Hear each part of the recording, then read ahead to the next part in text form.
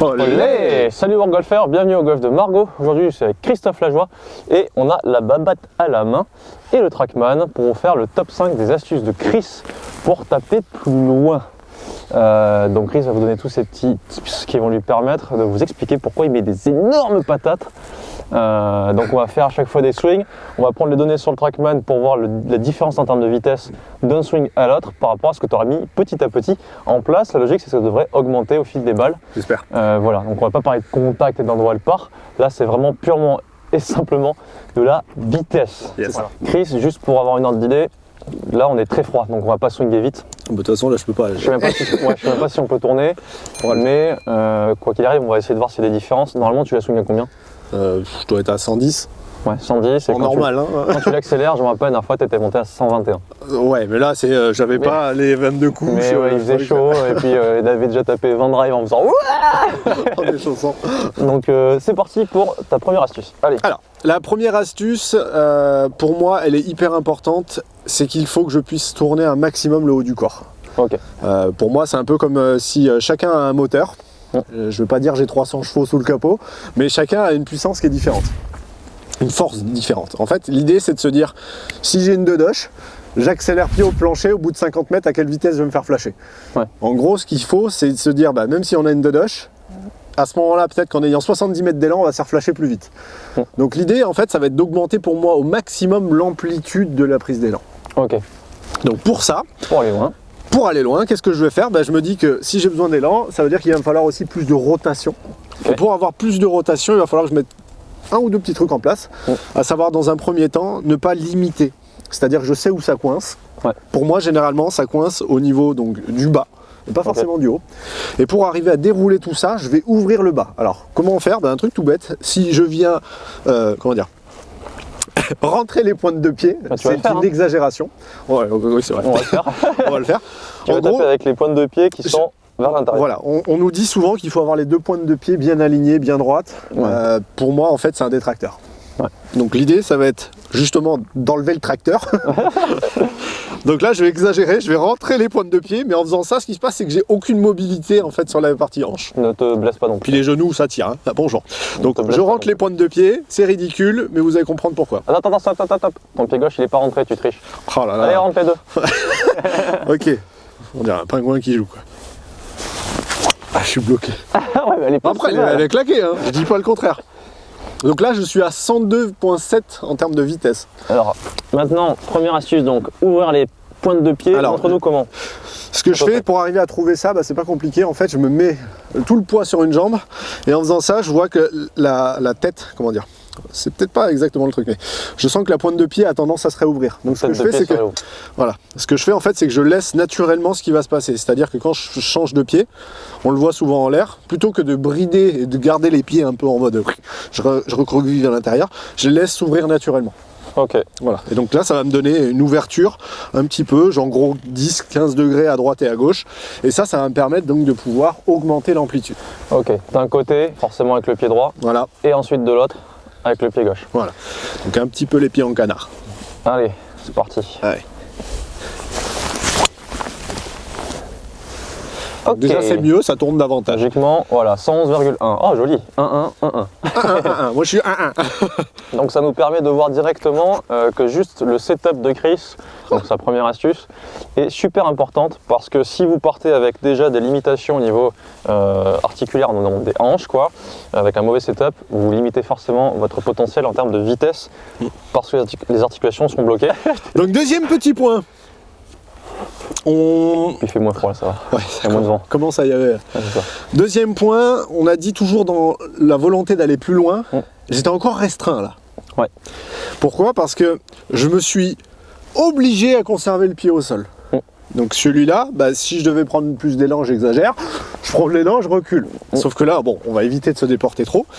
La deuxième astuce, en fait, c'est que je ne m'oblige pas à garder le pied au sol. Donc la cheville gauche vient rouler. Toujours dans l'idée d'aller chercher de l'amplitude. Voilà. Et ça me permet, grâce au fait d'avoir ouvert un petit peu le pied arrière, de pouvoir m'enrouler au maximum dessus. Donc là, pour le coup, j'ai le bassin qui part à bloc, mais ça me permet de pouvoir tourner davantage le haut du corps. Salut. Coucou. Donc ça va me permettre d'augmenter encore l'amplitude. Ok, go. Donc là, et on décolle. Allez, c'est parti. Toujours à froid, c'est super. Je sais pas où aller. Allez, poum, un gros trait tout droit. Là directement, on voit un petit gain de vitesse encore, 115. Donc mine de rien, on est passé de 102, puis à 111, puis à 115. Ça monte. Bon bah c'est bien. Logiquement, à la fin, on va terminer à 121, comme on avait prévu. Ouais, mais j'ai tout. Alors, dans ce cas-là, l'astuce, ça va être d'enlever la veste. C'est ça. Parce que là, je sens que c'est bloqué. Voilà, qu'est-ce qui pourrait te permettre de gagner un peu en vitesse encore? Grappiller quelques millimètres. Grappiller, ça va être la pression que je vais exercer sur les mains. Ok. Parce que là, en fait, ce qu'il faut, c'est pouvoir maximiser, on va dire, l'élasticité de tout ça. Ouais. Et j'ai besoin de tenir un peu moins la tête de club. C'est-à-dire que la laisser jouer un petit peu plus Pour qu'elle mieux. puisse rester un peu plus longtemps encore derrière. Ok. Donc là, ce que je vais faire, c'est que je vais relâcher encore la pression sur les mains. Là, normalement, quand j'essaie de la matraquer un peu, j'ai une pression qui est aux alentours des 4-5 sur le grip. Là, je vais essayer de descendre à 2. En fait, ce que ça risque d'avoir, alors ça devrait, si tu y arrives, ça va effectivement gagner en distance. Oui. Par contre, un peu partout. Et puis la dynamique aussi de la tête de club risque d'être un peu différente. Donc là, ça va commencer à être vraiment de la sensation pure et dure, de ressentir le poids de la tête de club dans l'espace. C'est exactement. En fait, dans l'idée, c'est que je vais, je vais le laisser un peu comme ça le club, quoi. Ok. Donc, les pieds ouverts pour avoir plus d'amplitude. Ouais. Derrière, tu viens ouvrir avec la cheville gauche qui se libère un petit peu. Ouais. Troisième point, Je relâche les manos. tu relâches les manos. Et on est déjà là. On est déjà pas mal. Allez. Pipe. «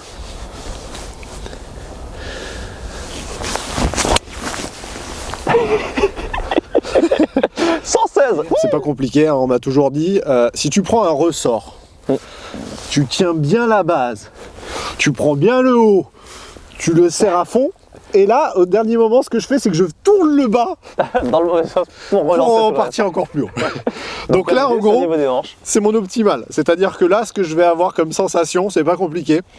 Je vais essayer d'écarter le plus possible la tête de club de ma hanche gauche. Ok. Donc en gros, ici, ça va. Si je fais ça, je l'ai écarté. Donc je crée une tension. En gros, c'est comme si je prenais un tendeur. Je viens reculer au maximum pour créer le plus de décalage possible entre les deux. Je sais pas si vous avez vu le fils de Tiger Woods jouer il y a quelques temps. En zone d'impact, il a les hanches et les épaules qui sont vers la cible et les mains qui sont là. Donc il la fracasse déjà. Ouais, c'est ça. Dans l'idée, du coup, c'est un peu ça. Voilà. Et là, logiquement, Je allez, peux pas optimiser bien plus. on va voir si En 116, ça commence à faire avec ça. Hein, commence à faire, ouais, mais ça c'est va. déjà pas mal. Et je pense qu'on peut encore grappiller un peu. Je te fais confiance. Ouais, c'est bon. Donc j'ouvre la pointe, j'augmente, je relâche les mains et je balance. Autant vous dire, si vous avez jamais fait ça, ne travaillez pas tout en même temps, vous n'arriverez pas à les faire. C'est clair. Alors Chris, tu as enlevé ta veste parce que là c'était un peu compliqué. Je peux pas faire plus. Il pouvait pas faire plus. Donc là on a dit l'ouverture des pieds pour permettre aux hanches de se libérer. On les laisse libérer encore plus en libérant le talon pour augmenter l'amplitude. Ouais. On joue sur le relâchement des mains. Ouais. Et là par contre les hanches elles doivent partir un peu plus vite en début de descente. Voilà. Ok. Donc là logiquement on va passer au-dessus de 116. 116,6. Bien. Cool. Donc on voit qu'en mettant les hanches on peut gagner encore un petit peu de Et distance. encore là, c'est pas ultra synchro, mais bon. C'est déjà pas très mal. synchro, mais bon, on voit quand même qu'il y a un petit gain en termes de vitesse. C'est ça. Le dernier point Chris maintenant, pour gagner encore plus en vitesse, une petite pensée au niveau du sol, il paraît. On va utiliser les jambes maintenant. Ouais. Ce qu'il faut comprendre, c'est qu'en fait là, le golf, ça se joue sur 3 forces, une de rotation, une de translation et une verticale. La force verticale, c'est celle dans laquelle on peut puiser le plus d'énergie. C'est pour ça que les plus gros frappeurs, On les voit. quasiment sur le circuit, On les voit loader. vont vraiment chercher très Comme bas ça. sur le sol pour pouvoir jumper et créer la vitesse. C'est ça. Chris, ça tombe bien, t'es quand même pas trop mal dans cette force verticale. Donc tu vas essayer de rajouter un petit peu de force verticale à tout ça. On va jumper puis on va voir ce qui va se passer, quoi. Exactement. Allez. Et là, je pense que celle-là, 118,1. Ah, tu vois, à froid comme quoi. Bien joué. Ok, alors je vais prendre le relais parce que Chris, il n'en peut plus. 3 drives, c'est bon. Ce qu'il faut savoir, c'est que dans mon cas, je suis pas un joueur nécessairement très puissant, j'ai pas un potentiel de vitesse qui est énorme. Je suis quelqu'un qui reste vachement sur, on va dire, une vitesse quasiment équivalente. Je suis à peu près à 111,5, 112 et je reste toujours à cette vitesse. J'ai du mal à accélérer comme Chris. Chris nous a déjà fait un swing à 121, moi à 117. Donc il a plus d'écart parce que justement il a plus de force verticale, ce qu'on a vu à la fin. Je tiens à préciser une petite chose. Oui. N'oubliez pas une chose, c'est que plus vous allez forcer, plus vous allez en mettre partout. Ce qui s'est un petit peu passé. C'est un peu passé.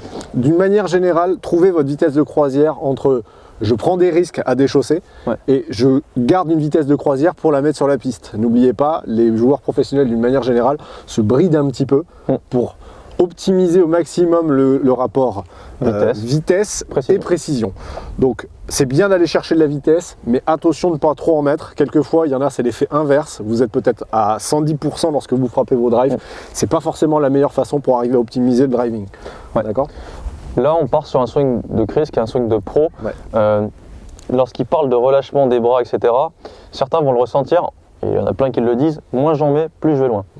C'est parce que le swing n'est pas encore assez bon techniquement, parce qu'elle est centrée, exactement, parce que forcément la dynamique globale du swing n'est pas encore parfaite.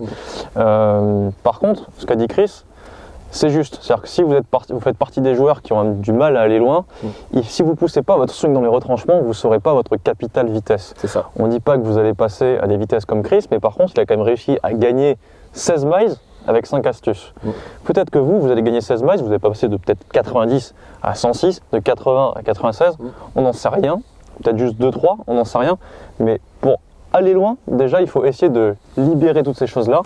Si vous perdez le contact, c'est pas trop grave parce que là on travaille vraiment la vitesse, on cherche pas la bonne frappe. Parfois bénéf, vous allez plus vite et vous tapez mieux. Alors ça c'est nickel, ça arrive parfois. C'est son cas. Moins je la frappe fort, plus j'en mets partout. Ça dit, t'as quand même une limite aussi, on l'a vu. Donc si vous voulez plus loin, poussez dans les retranchements, essayez de voir, jauger à quel endroit vous trouvez l'équilibre. Et là logiquement, vous allez gagner en distance et peut-être même en précision avec le temps. C'est ça. Hello, juste avant le débrief, deux petites choses. La première, il y a encore 60% des personnes qui visualisent le contenu qui n'est pas encore abonné. Croyez-moi, ça peut énormément nous aider pour arriver à référencer les vidéos, le fait d'être abonné. Donc n'hésitez pas, ça aide au niveau du taux de transfo et ça permet de mieux référencer les vidéos. La deuxième chose, c'est que malheureusement, vous êtes encore nombreux à ne pas avoir vu certaines de nos vidéos. N'oubliez pas, allez regarder en arrière. Et le plus simple, ça reste de vous abonner et d'activer la cloche des notifications. On compte sur vous, c'est juste en dessous, le petit bouton rouge et ensuite la cloche des notifications. Toutes les vidéos, et c'est tout bon. Je vous laisse avec le débrief. À très bientôt tout le monde. Ciao, ciao. Pour résumer, au niveau des astuces de Chris pour gagner en distance, ce qui pourrait vous aider aussi, vérifiez déjà l'orientation de vos pieds. Si c'est trop en canard, ça va avoir le même effet inverse que avoir les pieds rapprochés comme ça vers l'intérieur, ça va vous limiter au niveau des hanches. Donc déjà, on ouvre un petit peu les pieds pour pouvoir libérer les hanches. Deuxième point, dans la montée, se permettre de tourner les hanches en libérant la cheville gauche pour chercher plus d'amplitude.